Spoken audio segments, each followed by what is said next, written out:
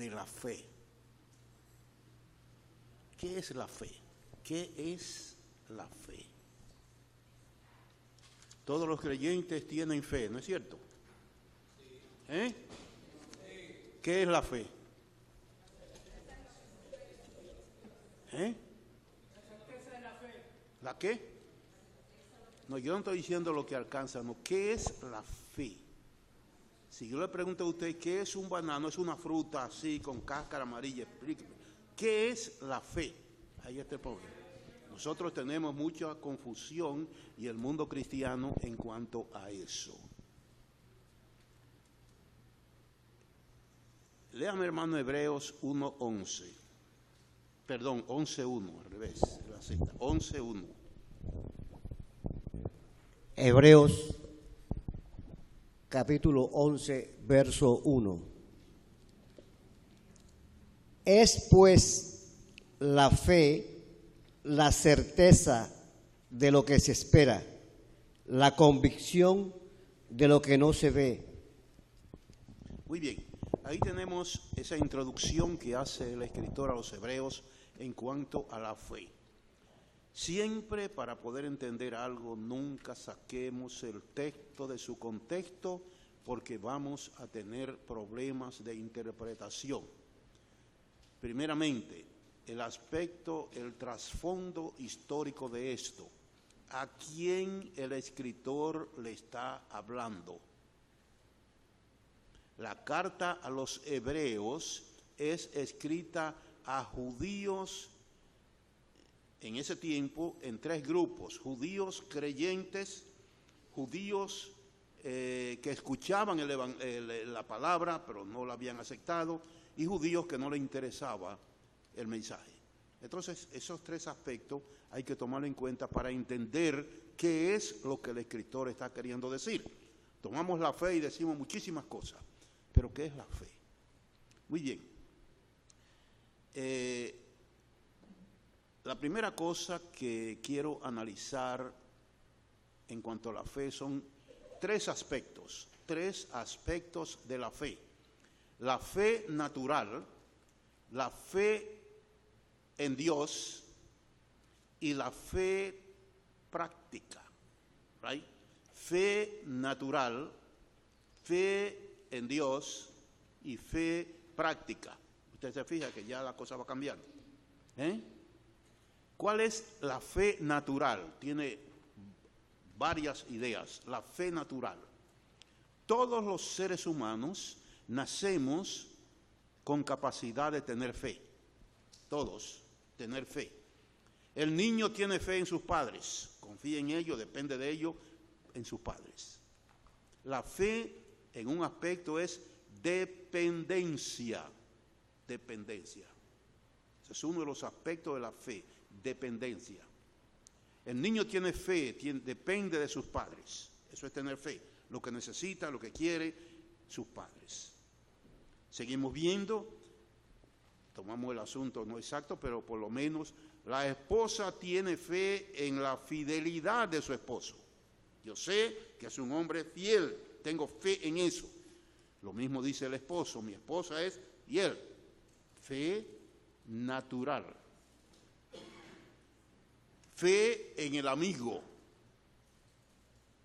Fe en el patrón, si es que hace un buen trabajo, que él me tiene trabajando ahí. Y así hay la fe en personas.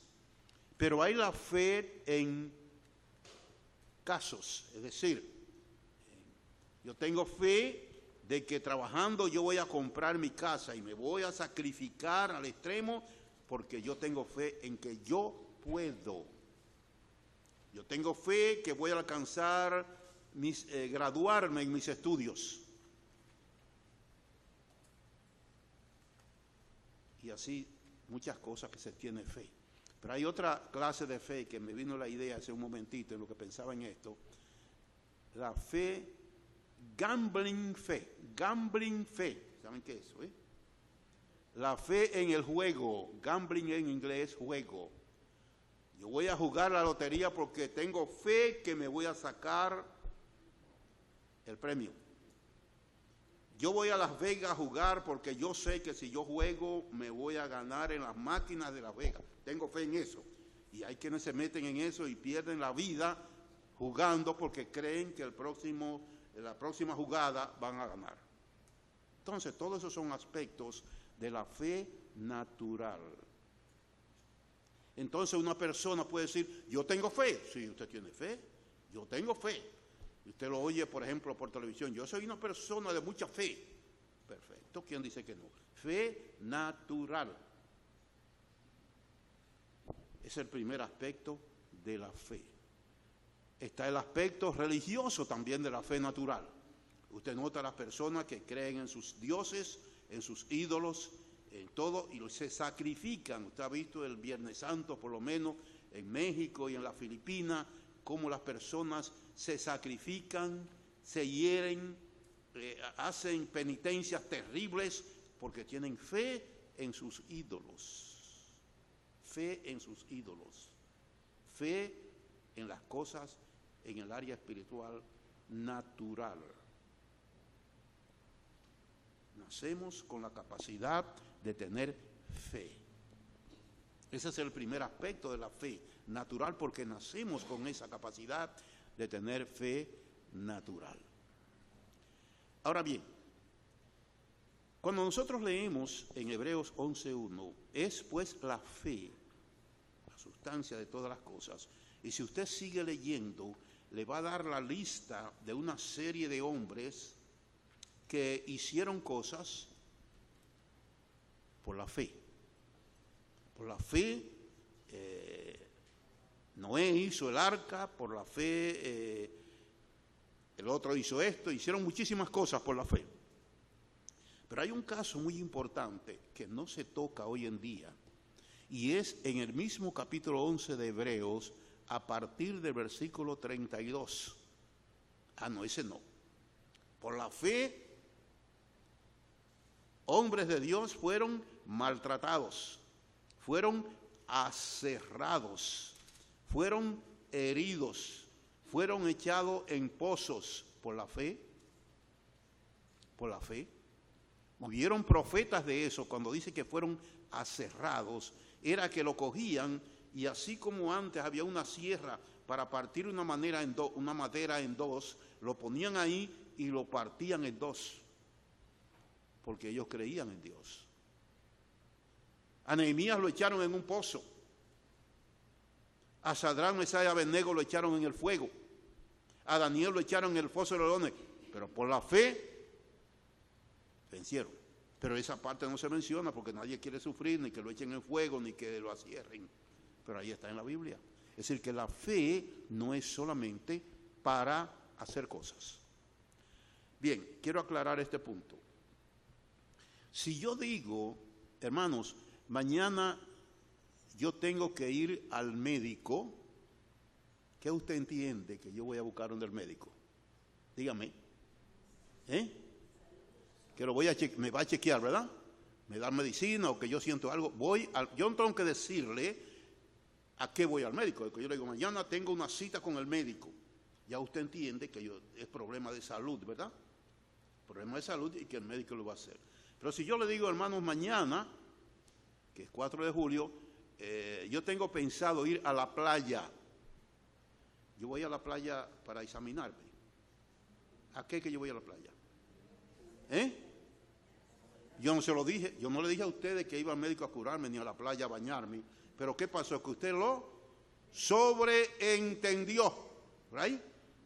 Yo no tengo que decir, mañana yo voy a la playa y me voy a bañar y voy a llevar un traje de baño azul y voy a hacer un barbecue. Yo no tengo que decir, no, hermanos, mañana yo voy a la playa. Ya usted sabe que yo voy a bañarme, que naturalmente voy a llevar traje de baño porque no es nudista la playa y que a lo mejor hago un barbecue. Pero hay cosas que se sobreentienden que no hay que explicarlas. ¿Entendido? Digo esto porque la Biblia tiene mucho de eso, pero no lo analizamos así. Eso sucedía en los originales. A las personas que se le escribió sobreentendían cosas que el que escribía o el que hablaba no completaba la idea, pero ellos la sobreentendían.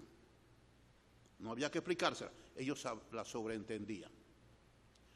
Por ejemplo, tenemos aquí, ejemplo, por la fe Abraham obedeció. Muy bien. Por la fe. Entonces se dice, no, que la fe, pero ¿cuál fe? ¿Cuál? ¿La natural? No. Otra cosa importante, hermano, es que la fe tiene que tener un objetivo. La fe sin objetivo no funciona. Usted dice a la esposa, yo tengo fe en mi marido. ¿Cuál es el objetivo de esa fe? El marido, ¿right? Dice el esposo, yo tengo fe en mi esposa. ¿Cuál es el objetivo de esa fe? La esposa. Yo tengo fe en mis estudios. ¿Cuál es el objetivo de esa fe? El estudio. Entonces, una fe, usted puede decir, yo tengo fe, pero ¿en qué? ¿Cuál es tu fe? ¿Dónde descansa tu fe? No, la fe sin objetivo no tiene ningún valor. No tiene valor. Tiene que tener un objetivo, a dónde vaya, a dónde se dirija. Y por lo general, hacia donde se dirige es algo que tiene valor. ¿Qué quiero decir con esto? Cuando leemos en Hebreos, y Abraham, y por la fe Abraham obedeció, ¿qué tenemos que entender ahí? Que esa fe tiene que tener un objetivo por el cual Abraham obedeció. Pero se sobreentiende, no se escribe, no se escribió, pero ellos lo sobreentendían y nosotros tenemos que sobreentenderlo. Entonces tenemos que leer así. Por la fe en Dios, Abraham salió sin saber a dónde iba. ¿Entendido ahora? ¿Cuál era el objetivo de la fe de Abraham? Dios. Pero no se puso aquí, pero hay que sobreentenderlo. Al no sobreentenderlo, entonces cometemos el error de decirle a la gente, no, tú tienes fe, tu fe te puede ayudar, sí, tu fe te logra esto, tu fe, tenga cuidado con eso.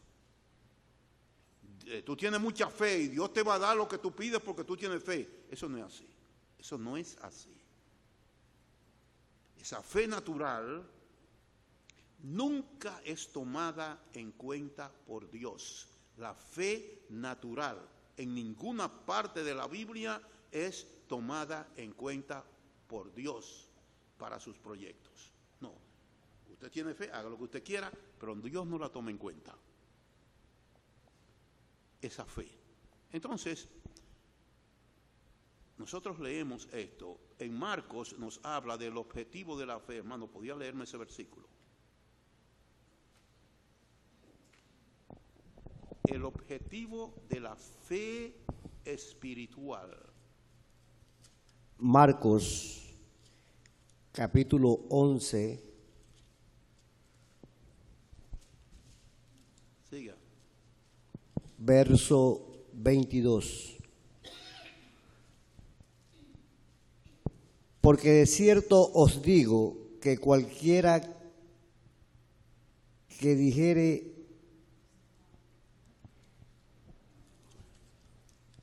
Marcos 11:22, sí.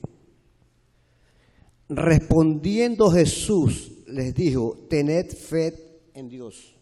Tened fe en Dios. En Dios es el objetivo de la fe espiritual. Dios. De manera que cuando dicen Hebreos, y Abraham por fe en Dios, hay que poner ahí la palabra Dios, Abraham salió sin saber a dónde iba. Y todos los demás que hicieron, siempre hay que colocarle, usted la sobreentiende, colóquela ahí. Por la fe en Dios, Noé hizo el arca. Por la fe en Dios, Enoch salió caminando 300 años. Todo siempre hay que ponerlo porque esa es la fe en Dios. Por eso el versículo 1 debe leerse. Es pues la fe en Dios la sustancia de todas las cosas, la demostración de las cosas que no se ven. Esa es la verdad de eso. Pero eso se llama la contextualidad del texto, es decir, llevarlo al original para determinar lo que dice. Entonces tenemos primeramente la fe natural, que tiene todos esos alcances, pero no es tomada en cuenta por Dios. El segundo aspecto de la fe es la fe de salvación. Efesios capítulo 2, versículos 8 y 9. Fe de salvación.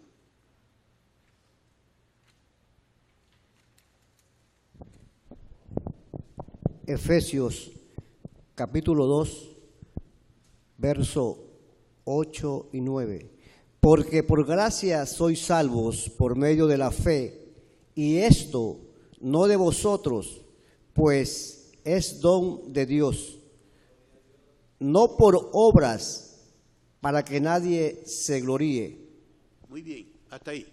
Ahí tenemos ahora la fe de salvación, o la fe que salva. El hombre puede tener la fe natural, pero esa fe natural no tiene como objetivo a Dios. No lo tiene como objetivo a Dios. Dice aquí que es pues, por gracia sois salvos por medio de la fe. Y la pregunta es, ¿cuál fe? ¿Cuál fe? Pues es que un don de Dios. Es decir, en el momento que el Espíritu Santo está redarguyendo a una persona o convenciéndola de sus pecados y que necesita conocer a Jesucristo como Salvador personal para obtener la vida eterna y a la vez librarse de una condenación eterna, si la persona en ese momento está consciente y acepta el mensaje de salvación, como dice Efesios 1:13, habiendo oído la palabra de verdad, el evangelio de vuestra salvación, y habiendo creído en él, fuiste sellado. Es decir, en el momento que la persona decide creer en Jesucristo, no traiga su fe natural, que esa no sirve ahí. No sirve la fe natural. Dice que, entonces, la fe que es ahí, un don de Dios. Esa fe proviene de Dios en ese momento. Esa persona no tiene fe. Yo recuerdo cuando yo me convertí, yo no tenía fe en nada de esa cuestión religiosa, ni en nada de nadie. Yo no sabía que nada de eso.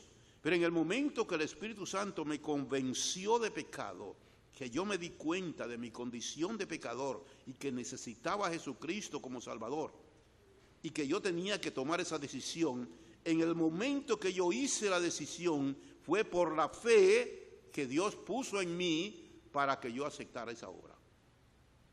Es un don de Dios. No existe esa fe aparte de ese momento de salvación. Es importante tener eso en cuenta. El que no ha experimentado realmente un verdadero arrepentimiento puede ser muy buen evangélico, muy buen religioso, muy buen miembro de la iglesia, pero no tiene la fe salvadora que le libra de la condenación eterna, que limpia sus pecados y que le garantiza la entrada al cielo. Esa fe salvadora se origina en ese momento. No existe anteriormente. En ese momento se origina y es dada por Dios mismo. He tenido conversaciones con hermanos capacitados que me han dicho, no, esa fe que dice ahí es la fe suya puesta para salvación. No es verdad. Porque si fuera así, entonces yo puse algo en la salvación. Yo deposité mi fe natural para ser salvo. Y eso no es verdad, porque contradiría lo que dice anteriormente. Por gracia soy salvos. Si yo pongo mi fe natural, entonces estoy aportando algo, entonces no es gratis. Estoy pagando un precio por medio de la fe, y esto no de vosotros, pues un don de Dios para que nadie se gloríe diciendo que pagó algo para salvarse. Entonces la fe salvadora viene directamente de Dios y no es mi fe natural puesta en esto. Porque a Dios no le interesa la fe natural, ni la usa, ni le sirve para nada tampoco. Él pone la fe salvadora en nuestros corazones y decidimos aceptar a Jesucristo como Salvador personal. Entonces nosotros depositamos fe en Dios para mi salvación. Y entonces es una realidad esto, pero no incluya la fe natural dentro del concepto de salvación. Esa es la fe que da Dios. El tercer aspecto de la fe es la fe para vivir la vida cristiana. La fe para vivir la vida cristiana. Léame en Romanos 1:17, ¿qué dice? Romanos capítulo 1, verso 17. Porque en el Evangelio la justicia de Dios se revela por fe y para fe. Ok, hasta ahí. La justicia de Dios. Dios justifica al hombre por fe, por haber creído en Jesucristo. Por fe y para fe. ¿Cómo puede ser para fe? No. La salvación es por fe, pero entonces hay la fe de la vida diaria, para fe en su vida diaria. Ahí está el asunto. Una persona puede aceptar a Jesucristo, ser un creyente, lo aceptó como Salvador personal y es salvo, es un hijo de Dios, tiene garantizado las promesas de Dios, pero su vida no crece en la fe. Es salvo, pero no crece en la fe. Se necesita el crecimiento por la fe. Pablo oraba y daba gracias a Dios por el crecimiento de la fe de hermanos en la iglesia.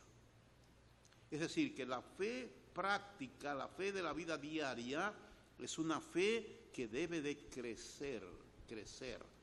Y esa no es natural tampoco.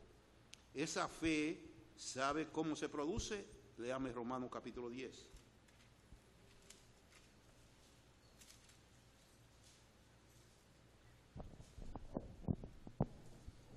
Romanos capítulo 10, verso 17.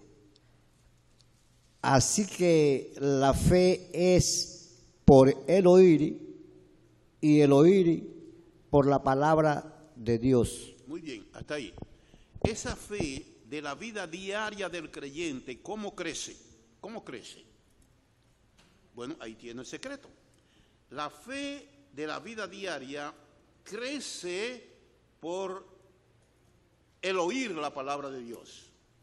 Dice ahí en ese texto, tengo que explicarlo. El oír la palabra de Dios. Es decir, ese es el alimento de la fe.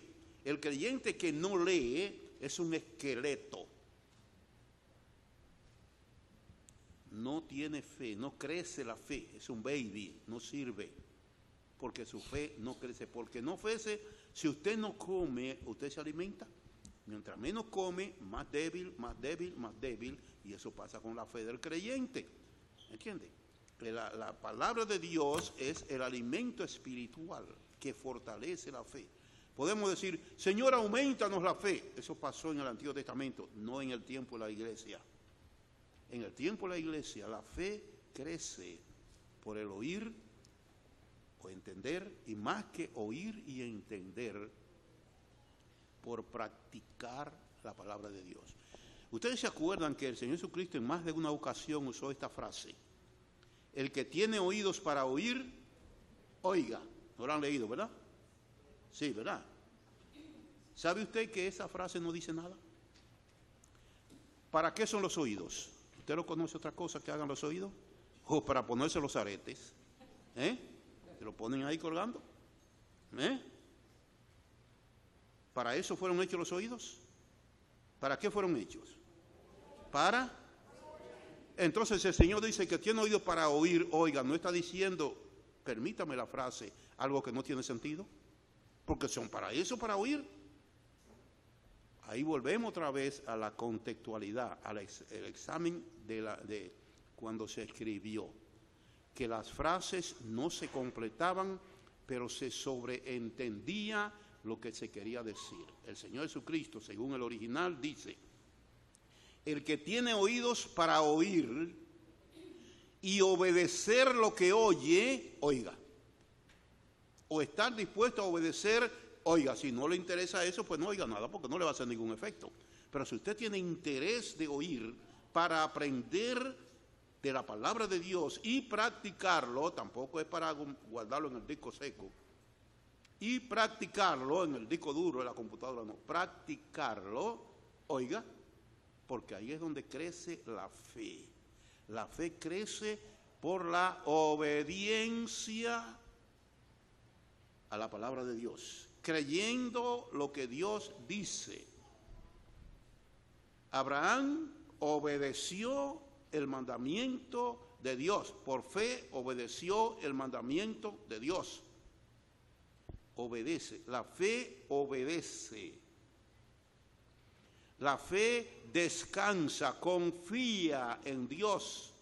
No importa las circunstancias que le rodeen, pueden ser buenas, pueden ser malas. Y ahí está en el capítulo 11 de Hebreos, las buenas y las malas, pero la fe se mantiene. Daniel tuvo fe en el foso de los leones, Sadrach, Mesach y Abednego en el horno de fuego. Los creyentes de los primeros siglos creyeron a pesar de todo lo que le hicieron. Fe en Dios. Es decir, que la fe no es solamente como hoy en día se cree que es para hacer grandes cosas y echar la montaña en el mar. No, eso no es así. La fe descansa y obedece a Dios. Descansa en Dios. Es decir, obedece, descansa en Dios. Depende de la voluntad de Dios, no de lo que yo creo que Dios debe hacer, sino de lo que Él quiere hacer. Usted no ha oído casos que se dicen: si tú tienes fe, Dios te va a sanar. Dios tiene que sanarte porque tú tienes fe. Mentira. Dios no tiene que sanar a nadie porque tenga fe. Dios lo hace porque es su voluntad. Dios no está gobernado por la fe de nadie. Dios lo hace porque es su voluntad, porque es su propósito. El apóstol Pablo se metió 30 años enfermo y oró a Dios y Dios le dijo: no, quédate así, porque la voluntad de Dios era que se quedara así. Y le dijo: porque en tu debilidad mi poder se perfecciona. Eso es lo que me interesa, no lo que tú quieres. Timoteo, varias enfermedades. Bueno, Timoteo, de aquí en adelante toma un poco de vino por tus varias enfermedades, continuas enfermedades. Dios quería que estuviera así. Entonces, no es cuestión de lo que yo quiero, es de lo que Dios quiere, de su voluntad. Y eso es importante. La fe práctica tiene que depender de la voluntad de Dios. Nosotros oramos, la Biblia nos manda: si hay enfermos entre ustedes, oren por ellos, pero eso no es una garantía que se va a sanar. Todo depende de la voluntad de Dios ahí. ¿Se acuerdan el caso de este muchacho Lázaro? Cuando él se enfermó, que las hermanas tenían fe en el Señor: manda a buscar al Señor porque mi hermano está enfermo. Donde quiera, vayan allá y díganle que venga, que su amigo Lázaro está enfermo. Vayan donde él. Ellos ya tenían confianza. Y el Señor oyó el mensaje que recibió. Está bien, así le dijo a los apóstoles: Lázaro está enfermo. Pero esta enfermedad, y le dice a ellos, es para la gloria de Dios. Ok, se quedó ahí, no fue. No le contestó las oraciones a ella. Después que ya tenía él 4 días de muerto, que había pasado el funeral y todas esas cosas, allí se aparece el Señor. Allí se aparece con su carita muy limpia. Le dice Marta: Señor, pero si tú hubieras estado aquí, mi hermano se hubiera muerto. Tú estuvieras aquí, en cierto sentido, tú eres culpable que se muera, porque tú podías salvarlo y entonces lo dejaste que se muriera. Si tú hubieras aquí, el Señor le dice: Marta, no te he dicho que si creyeres verás la gloria de Dios. ¿No te he dicho eso? ¿Qué es lo que el Señor está diciendo? Esto que ha sucedido tiene un propósito especial de Dios. Vamos a ver la gloria de Dios, vamos a ver. Yo te digo que si quieres verás la gloria de Dios. Y se para ante la tumba y le dice: Lázaro, ven fuera. Y Lázaro sale vivo. ¿Qué fue lo que ella vio? Ella no vio un rayo que descendió ni cosas así, no. Un hombre que estaba enterrado, ya podrido, como le dijo su madre, y salió perfecto. ¿Qué fue lo que pasó allí?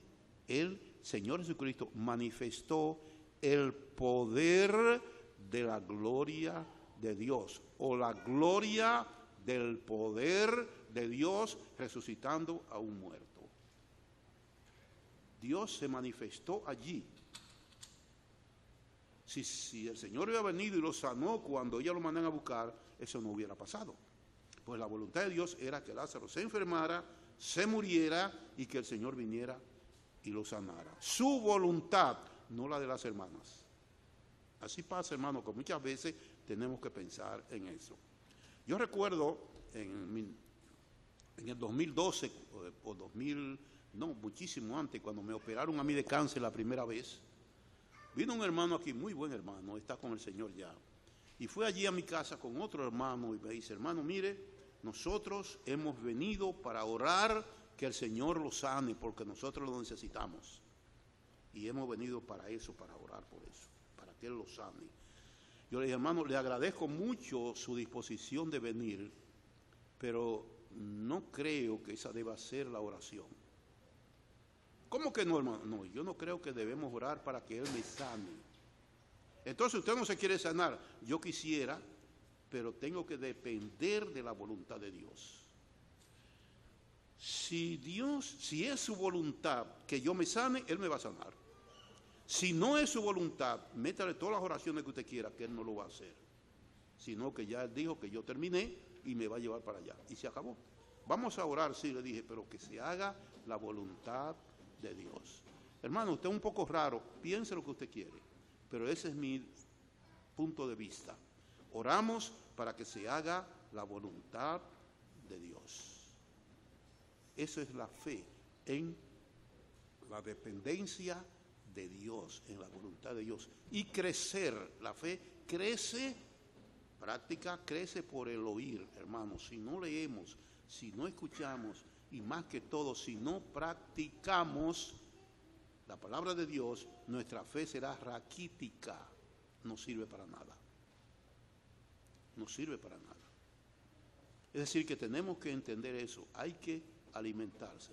Oí en el día pasado que fueron unos hermanos de Santo Domingo, andaban por todo el país anunciando a los hermanos que hay que leer la Biblia, que hay que aprender a leer la Biblia, que hay que leerla. Uno, yo la leí 100 veces ya, ok, fantástico. El otro, yo la leí 20 veces, fantástico. No importa, léala. Un hermano se para en una aquí de las iglesias y se para. Yo la he leído 27 veces. Digo, fantástico, hermano, lo felicito por eso. Yo nunca la he leído de principio a fin, pero creo que tengo una idea de lo que sucede allí. Oh, hermano, pero usted, sí, esa es su idea. ¿Usted la leyó así? Ok, 27 veces está bien. Yo no la he leído de Génesis a Apocalipsis nunca, pero sé lo que dice cada libro. Tengo una idea de lo que dice cada libro. Cuando terminó la reunión, me dice, hermano, les quiero hacer una pregunta. Digo, bueno, si este la leyó 27 veces, la pregunta es candela lo que trae.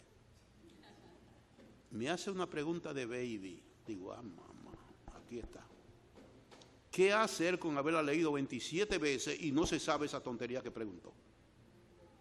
Usted se fija que no es solamente leer ni oír, más que esto es practicar lo que leemos.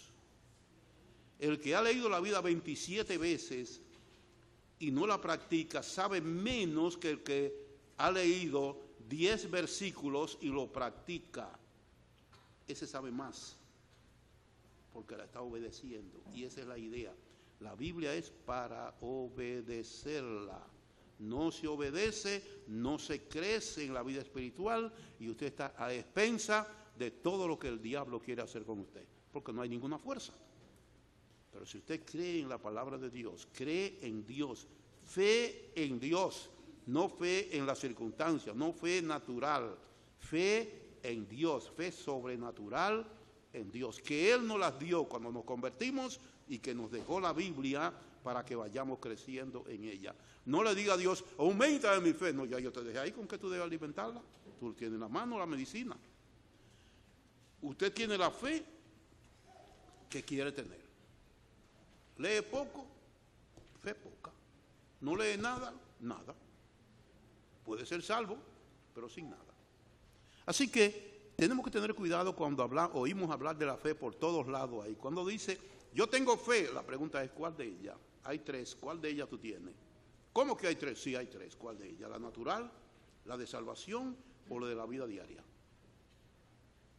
Y si la persona no sabe contestar, no sabe lo que es fe tampoco.